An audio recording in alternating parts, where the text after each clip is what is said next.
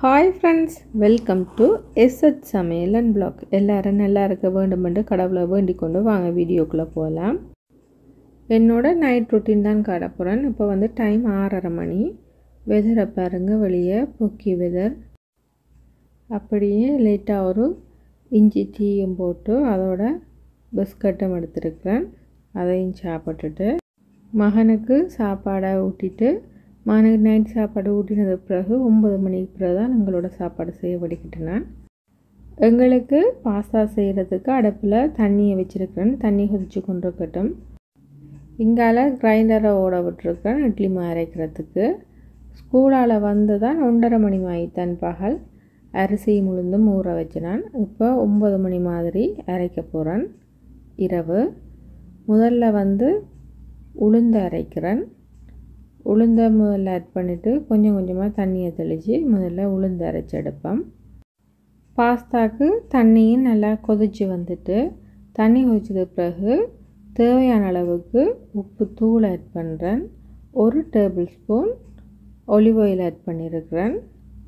இப்போ தேவைக்கேற்ப நான் ஸ்பெகடி பாஸ்தா தான் ஆட் பண்ணியிருக்கிறேன். இப்போ இதை ஆட் பண்ணிவிட்டு நல்லா இருக்கா மிக்ஸ் பண்ணி விடுவேன். மிக்ஸ் பண்ணிவிட்டு இது நல்லா வேகட்டும். இங்கால உளுந்தும் அரைப்பட்டு கொண்டு இருக்குது. இப்போ ஸ்பெகடி நல்லா அவிப்பட்டுட்டு இனி இதை ஒரு படிதட்டில் போட்டுட்டு ஐஸ் தண்ணியால் அதை கழுவோம். அப்போ தான் ஓவர் குக் ஆகாது. இப்போ உளுந்து நல்லா பந்து மாதிரி அரைஞ்சிட்டு உளுந்து அரைஞ்சிட்டாண்டு பார்க்குறதுக்கு நாங்கள் தண்ணியில் எடுத்து போட்டோம்னா மேலே மிதந்துச்சுண்டா அது சரியான பதம். மிக்சியில் இட்லி தோசைக்கு அரைக்கிறத விட கிரைண்டரில் ஆட்டுக்கல்லில் நாங்கள் அரைச்சோம்னு சொன்னால் நல்லா சாஃப்டாகவும் ருசியாகவும் இருக்கும். உளுந்து நல்லா பொங்கி அரைப்பட்டு வந்துட்டு இதை ஒரு பாத்திரத்தில் மாற்றி எடுத்துட்டேன். உளுந்து இந்த மாதிரி பொங்கி இருக்குன்னு பாருங்கள், நல்லா சாஃப்டாக இருக்குது, பார்க்கவே ஆசையாக இருக்குது. அடுத்ததாக கிரைண்டரில் ஊற வச்ச அரிசியும் வெந்தயத்தையும் கொஞ்சம் கொஞ்சமாக ஆட் பண்ணுறேன். ஆட் பண்ணி அதையும் நல்லா அரைச்செடுப்பேன். இட்லி தோசை மாவு நான் 2-3 விதமாக அரைப்பேன். இன்றைக்கு 3 சுண்டு இட்லி அரிசிக்கு 1 சுண்டு உளுந்து 1 டேபிள் ஸ்பூன் வெந்தயம் ஆட் பண்ணியிருக்கிறேன். தேவைக்கேற்ப உப்பும் ஆட் பண்ண போகிறேன். நான் எப்பயும் கிரைண்டரில் இட்லி தோசை அரைக்கிறதா இருந்தால் எப்பயுமே வடைக்கும் சேர்த்து தான் உளுந்து ஊற போட்டு அரைக்கிறேன். நான் 2 கப் உளுந்தை ஊற போட்டு 1 கப் உளுந்து இட்லி தோசை மாவுக்கும் 1 கப் உளுந்து வடைக்கும் சேர்த்து தான் ஆட் பண்ணியிருக்கிறேன். இப்போ 1 கப் அளவுக்கு உளுந்து மாவை வேறையாக எடுத்து வச்சுருக்கிறேன். இதை ஒரு கண்ணாடி டப்பாவில் போட்டு நாங்கள் மூடி ஃப்ரிட்ஜில் வச்சோம்னா 2 கிழமை வரையும் பழுதாக போகாமல் இருக்கும். எந்த வித இதுவுமே இருக்காது. நாங்கள் உடனே அரைச்சி சுடுற மாதிரி தான் ருசி இருக்கும். நீங்கள் ட்ரை பண்ணி பாருங்கள். எங்களுக்கு கிரைண்டரில் அரைக்க கஷ்டமுண்டா இப்படி நாங்கள் மாவு அரைக்கிற நேரம் அரைச்சி வச்சிட்டோம்னா 15 நாளுக்கு அப்படியே இருக்கும். கண்ணாடி டப்பாவில் போட்டு வைங்க.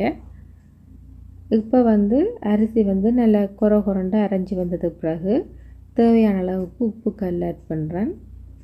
எங்களுக்கு கொஞ்சம் குளிராக இருக்கிறபடியா நான் உப்பு கல்லை இப்போ போட்டு அரைக்கிறேன். அதோடையே உளுந்து மாவையும் ஆட் பண்ணுறேன். கையால் மிக்ஸ் பண்ணுறத விட கிரைண்டரில் நாங்கள் ஆட் பண்ணி மிக்ஸ் பண்ணினா உளுந்து ஆட் பண்ண இன்னும் அரைப்பட இன்னும் பந்து மாதிரி வரும். இப்போ 2 நல்லா சேர்ந்து மிக்ஸ் ஆகினது பிறகு நல்லா இருக்கா கையால் மிக்ஸ் பண்ணினா சரி. இது 2ம் நல்லா மிக்ஸ் பண்ணி கொண்டிருக்கட்டும். அடுத்ததாக அடுப்பில் ஒரு சட்டியை வச்சு பாஸ்தா ரெடி பண்ண போகிறேன். வீடியோ எடுக்கிறேன்னுட்டு வீடியோ ஒன் பண்ணாமலே விட்டுட்டேன். அதால் இது செய்த முறையை காட்டையில் இப்போ சொல்கிறேன். சட்டி சூடாயினது பிறகு 3 tablespoon olive oil add பண்ணினான். ஒலிவ் ஆயில் சூடாயினது பிறகு மஷ்ரூமை கட் பண்ணி ஆட் பண்ணியிருக்கிறேன். மற்றது வெங்காயத்தையும் கொஞ்சம் பெருசாக ஆட் பண்ணி போட்டு 2-3 பல் பூண்டையும் நல்லா சின்ன கட் பண்ணி அதையும் சோட்டேட் பண்ணி அதோட ரெடிமேட் பாஸ்தா சோஸ் தான் ஆட் பண்ணினேன். இது நல்லா கொதிச்சதுக்கு பிறகு ப்ரோக்கோலியை உப்பு போட்டு கொஞ்சம் பெரிய பெரிய துண்டாக ஸ்டீம் பண்ணி எடுத்துருக்கிறேன்.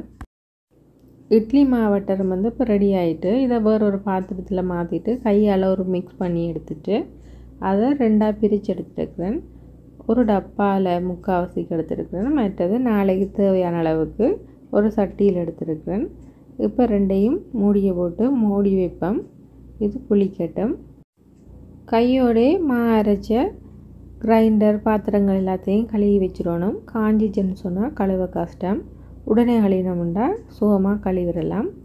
இப்போ அது எல்லாத்தையும் கழுவி வச்சதுக்கு பிறகு ஆல்மோஸ்ட் வந்து ஸ்பெகடியும் ரெடி ஆகிட்டு நல்லா மிக்ஸ் பண்ணினோம்டா ஸ்பெகடியும் ரெடி. இன்றைக்கு வந்து மரக்கறியாக தான் செஞ்சுருக்கேன், ப்ரொக்கோலியும் மஷ்ரூமும் போட்டு.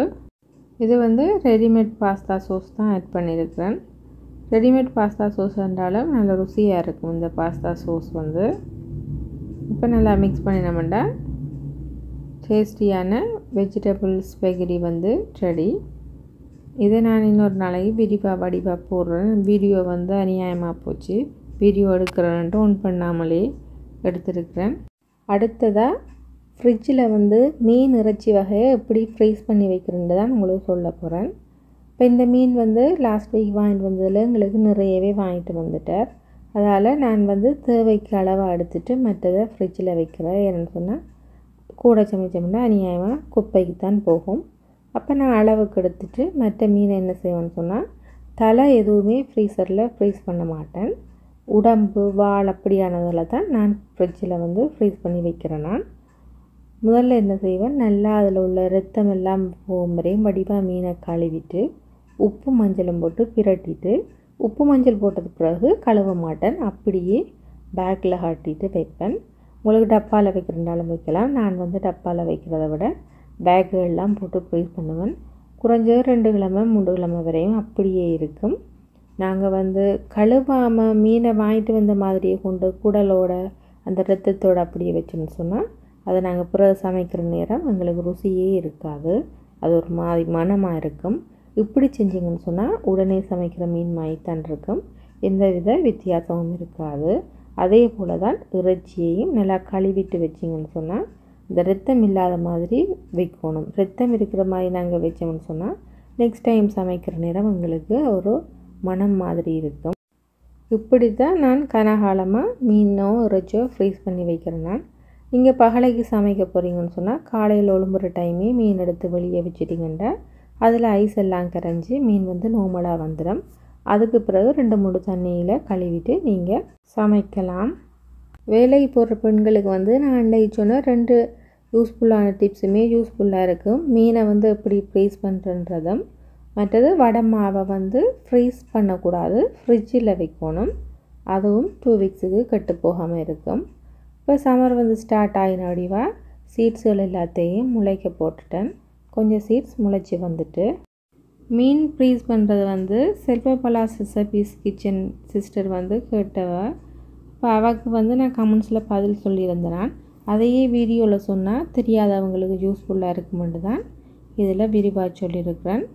இப்படித்தான் என்னோடய நைட் ரொட்டீன் போனது. என்னோடய வீடியோ இது வரைக்கும் பொறுமையாக பார்த்து எனக்கு கமெண்ட் பண்ணி சப்போர்ட் பண்ணுற அனைத்து நல்ல உள்ளங்களுக்கும் ரொம்ப ரொம்ப நன்றிகள். இன்னும் ஒரு இன்ட்ரெஸ்டான வீடியோவில் நான் உங்களை சந்திக்கிறேன். அது வரைக்கும் பாய்.